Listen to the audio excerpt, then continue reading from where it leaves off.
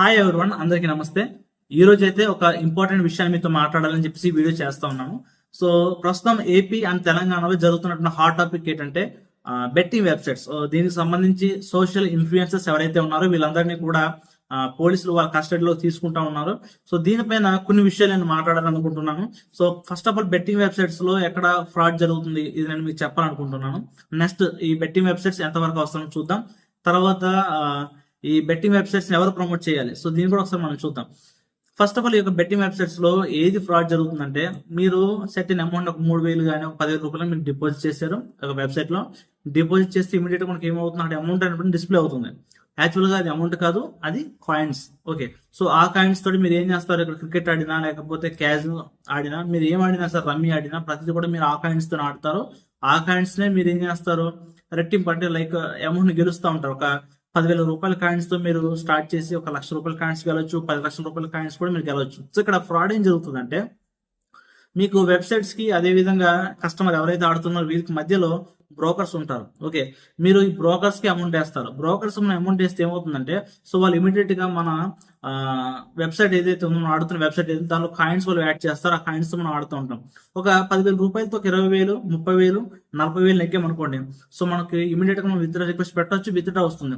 But ఒకవేళ మీరు jackpot కొడితే, అంటే ఒక 3 లక్షలు, 4 లక్షలు, 10 లక్షల రూపాయలు మీరు జస్ట్ సెట్ చిన్న అమౌంట్ తో మీరు గెలిస్తే ఏం చేస్తారంటే, మీ ఐడిని బ్లాక్ చేస్తారు. ఎందుకంటే ఆ కాయిన్స్ వాళ్ళకి బెనిఫిట్, మీరు కాయిన్స్ సంపాదించి పెట్టారు, ఆ కాయిన్స్ బ్రోకర్స్ కి బెనిఫిట్ అవుతుంది. కాబట్టి ఆ కాయిన్స్ ని బ్రోకర్స్ తీసేసుకుంటారు. ఎందుకంటే బ్రోకర్స్ కూడా కాయిన్స్ కొంటారు. ఎక్కడి నుంచి కొంటారు, వెబ్సైట్స్ నుంచి కొంటారు.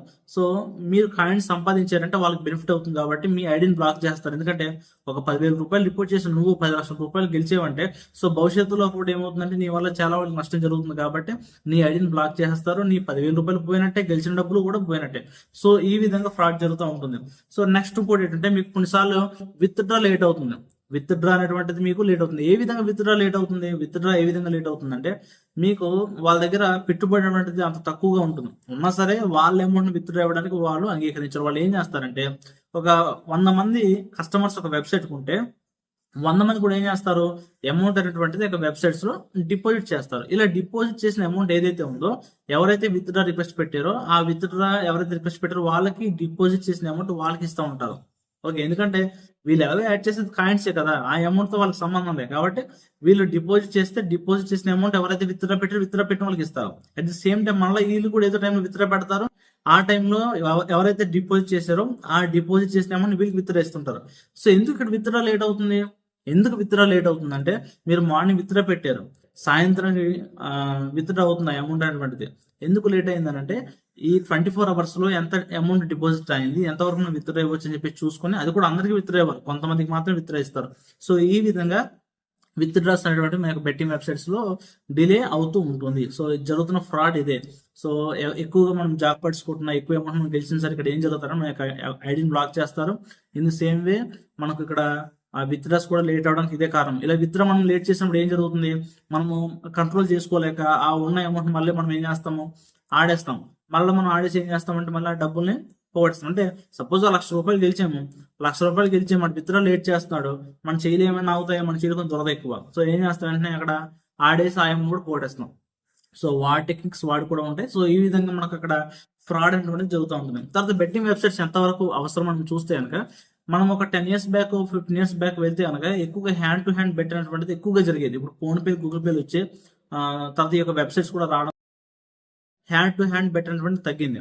So hand to hand bet ఉండడం వల్ల అప్పుడు ఏం జరిగేది అంటే, మర్డర్స్ జరిగేవి, ఎక్కువ కొట్టుకునేవారు, అల్లాలు ఎక్కువగా జరుగుతూ ఉండేవి, ఎక్కువగా పోలీస్ స్టేషన్ కేసెస్ ఎక్కువ రన్ అవుతుండే. ఎందుకనంటే అప్పట్లో ఈ ఫోన్ పేలు, గూగుల్ పేలు లేవు. సో అదేవిధంగా వెబ్సైట్స్ కూడా లేవు. సో ఈ హ్యాండ్ టు హ్యాండ్ బెట్ మారడం ఒకటి ఎక్కువగా జరుగుతూ ఉండేది. సో ఒకవేళ నేను 1,00,000 రూపాయలు బెట్ వేసాను, బట్ నాకు అమౌంట్ లేదు కానీ బెట్ వేసేసాను.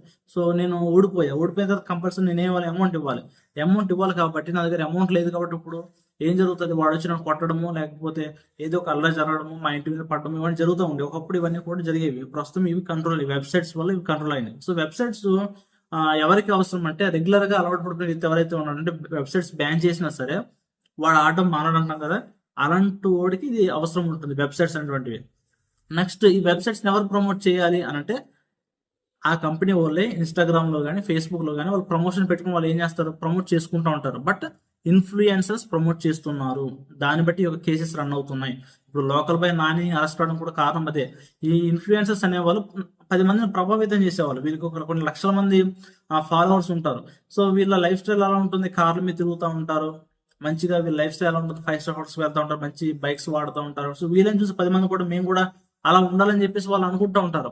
సో అలా అనుకున్నప్పుడు అక్కడ ఏం జరుగుతుందంటే మీరు ఏం చేస్తున్నారు, పలానా గేమ్ ఆడుతున్నాను, ఈ గేమ్ నుంచి నేను డబ్బులు సంపాదిస్తున్నాను, మీరు కూడా సంపాదించని చెప్పేసి మీరు చెప్తా ఉంటే మిమ్మల్ని చూసి 10 మంది ఏం చేస్తున్నారు, అక్కడ మోటివేట్ అవుతున్నారు. సో అలవాటు లేని వాళ్ళు కూడా సోషల్ ఇన్ఫ్లుయెన్సర్స్ వల్ల ఆ ఆటలకి అలవాటు పడుతున్నారు. ఇది మెయిన్ రీజన్. పోలీసులు లోకల్ బై నానిని అరెస్ట్ చేయడం గల కారణం ఏంటంటే మెయిన్ ఇదే. అలవాటు లేని వాళ్ళు కూడా ఏం చేస్తున్నారు, ఇక్కడ ఆ యొక్క ఆటలకు అలవాటు పడుతున్నారు. కాబట్టి సోషల్ ఇన్ఫ్లుయెన్సర్స్ అనే వాళ్ళు ప్రమోట్ చేయడం కరెక్ట్ కాదు. ఓకే, ఒకవేళ ఎవరైనా ఆ వెబ్సైట్ వాళ్ళు ప్రమోట్ చేసుకుంటే ఫేస్బుక్ లో, ఇన్స్టాగ్రామ్ లో ప్రమోట్ చేసుకుంటారు నార్మల్ వాళ్ళ ప్రమోషన్లు పెట్టుకొని.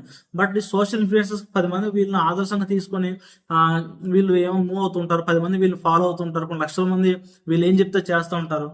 అలాంటప్పుడు కూడా మీరు ఇలాంటివి చేస్తూ ఉంటే కనుక, ఒక చెడుని మీరు ప్రమోట్ చేస్తూ ఉంటే కనుక దాన్నే ప్రతి ఒక్కరు కూడా ఫాలో అవడానికి అవకాశం ఉంటుంది. కాబట్టి సోషల్ ఇన్ఫ్లుయెన్సర్స్ అనే వాళ్ళు కొంచెం జాగ్రత్తగా ఉండాలి.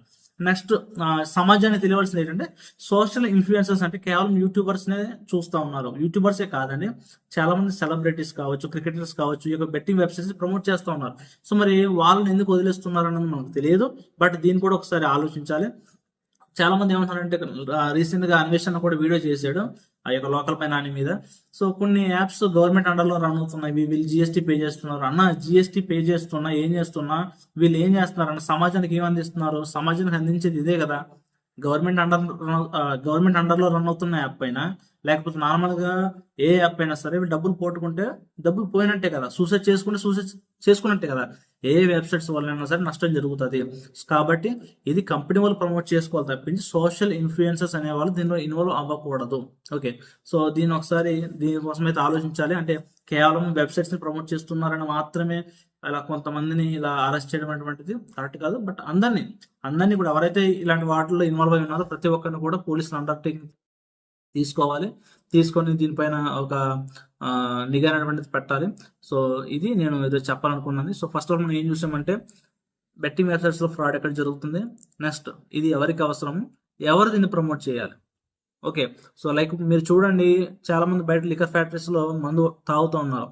అవి గవర్నమెంట్ వల్ల కొంత రెవెన్యూ జనరేట్ అవుతున్నప్పుడు ఆపడానికి అయితే అవకాశం లేదు. అలాగే వెబ్సైట్స్ కూడా ఎవరు ఆపరు, ఎందుకంటే వెబ్సైట్స్ వల్ల కూడా గవర్నమెంట్ రెవెన్యూ జనరేట్ అవుతుంటుంది. ఓకే, బట్ ఏంటంటే ఎవరు ప్రమోట్ చేయాలి అంటే కంపెనీ వాళ్ళు ప్రమోట్ చేసుకోవాలి. అంతే సోషల్ ఇన్ఫ్లుయెన్సర్స్ నేను ఈ మందు తాగుతున్నా, నువ్వు కూడా ఈ మందు తాగని చెప్పేసి వాళ్ళు ప్రమోట్ చేయరు కదా. అలాగే నేను ఈ వెబ్సైట్ వాడుతున్నా, నువ్వు కూడా ఈ వెబ్సైట్ వాడని చెప్పేసి మీరు ప్రమోట్ చేయకూడదు. ప్రమోట్ చేయడం చాలా తప్పు. సో దాన్ని బట్టి ఇప్పుడు సోషల్ ఇన్ఫ్లుయెన్స్ అందరూ భయపడుతున్నారు. వీళ్ళందరూ భయపడుతున్నారు, ఎందుకంటే ఇప్పుడు వరకు అయితే దీనిపైన అంత నిఘా పెట్టలేదు. కానీ సో ఇప్పుడు స్టార్ట్ అయింది కాబట్టి ఇక నుంచి అయితే ఇలాంటివి అయితే జరగని అనుకుంటున్నాను. So thank you.